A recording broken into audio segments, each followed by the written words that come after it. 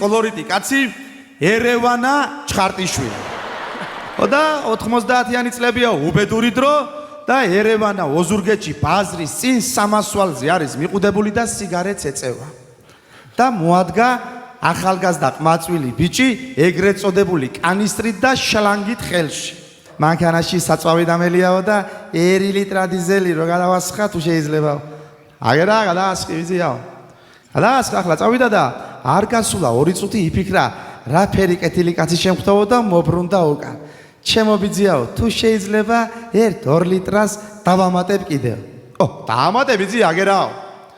დაამატა და 3 წუთში ისევ უკან მობრუნდა.